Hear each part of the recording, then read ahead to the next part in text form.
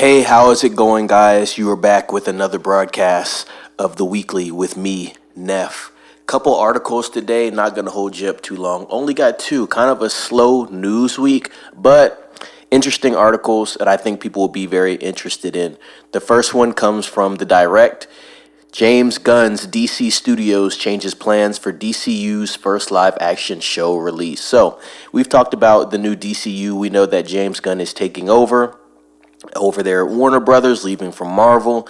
You know, we're all interested to see what he does with this. Got a lot on his plate. We've heard rumors about Superman and a budget for Superman, but we haven't talked about the shows that much. So let's look at a couple details within this article. Let me read a little bit. The first live-action Max series to release from DC Studios will be different than once thought after a new announcement from James Gunn.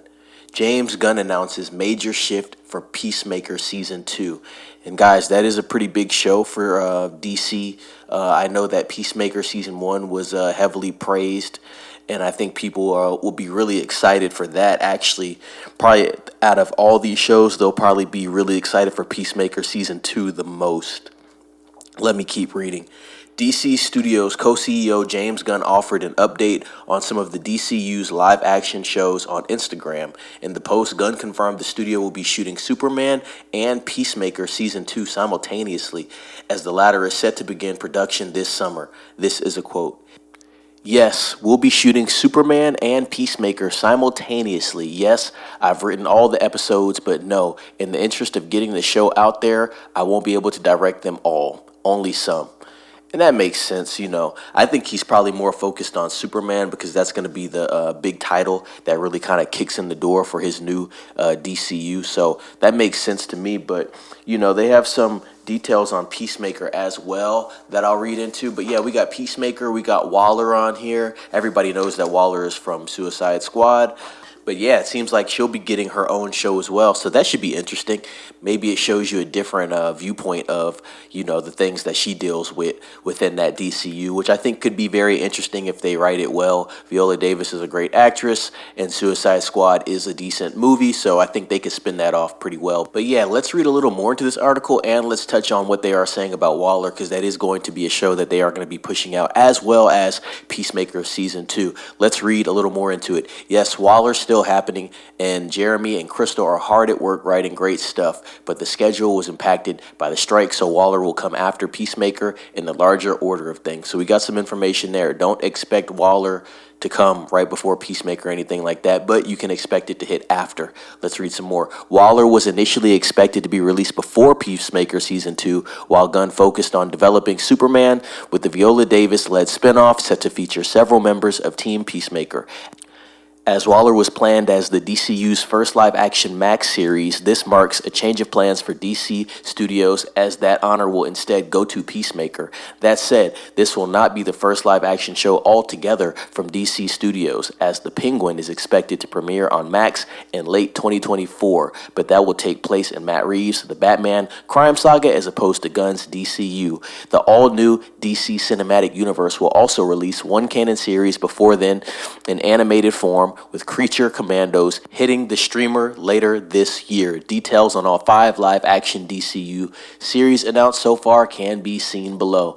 And I'll kind of just leave it there for you guys. You can read the rest of the article. The link is going to be in the description. But yeah, pretty good article for anybody that's really interested in the new DC and what they're going to be rolling out with James Gunn's new DCU. So, you know, cool article there. I'm really excited for The Penguin as well. That trailer actually just released for anybody that's really interested in that. If you were a fan of Matt Reeves' The Batman with Robert Pattinson playing Batman, great movie. Really love that movie. One of my favorites. They are doing a spin-off with The Penguin played by Colin Farrell, and that trailer just released. So yeah, that's going to be on Max, I believe, in the fall, and that's something that I'm definitely going to be watching, but it does have nothing to do with James Gunn's DCU. So it is what it is with that one. Next article from The Hollywood Reporter. Jerry Bruckheimer says next Pirates of the Caribbean movie will be a reboot.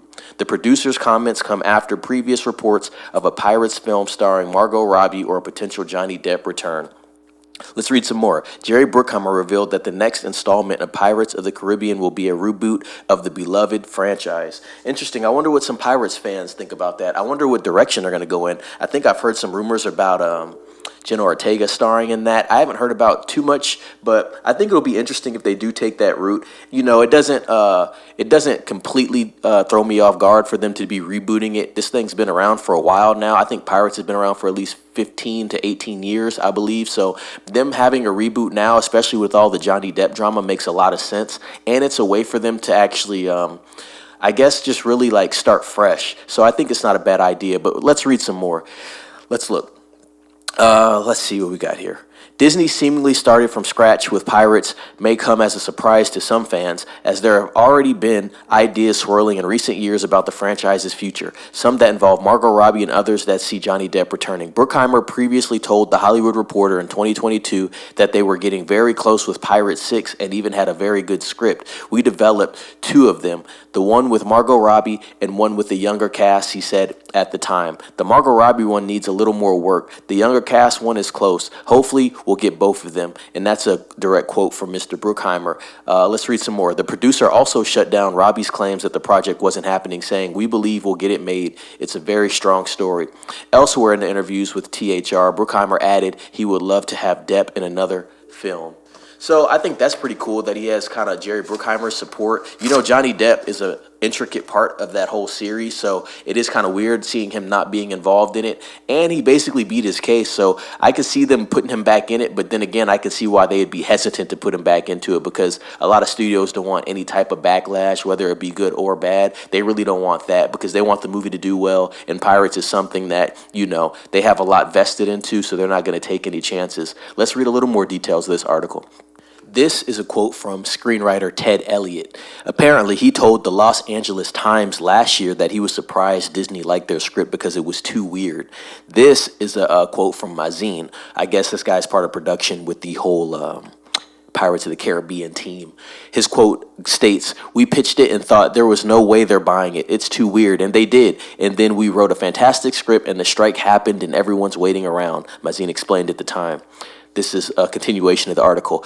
The last time that a Pirates of the Caribbean film hit the big screen was in 2017, Dead Men Tell No Tales, and it starred Johnny Depp, Javier Bardem, and Kaya Scodelario.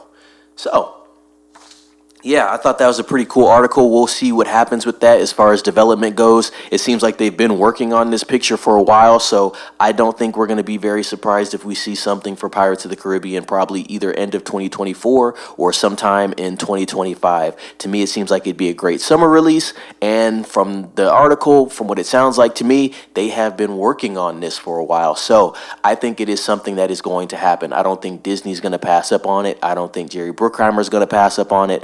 And I think people would actually be really excited to be a part of this franchise. So with that being said, guys, we had two articles today. Kind of a slower news week, but still interesting articles that I thought I'd like to present to you guys. Those two articles are going to be in links in the description. Please read those a little more. They're awesome.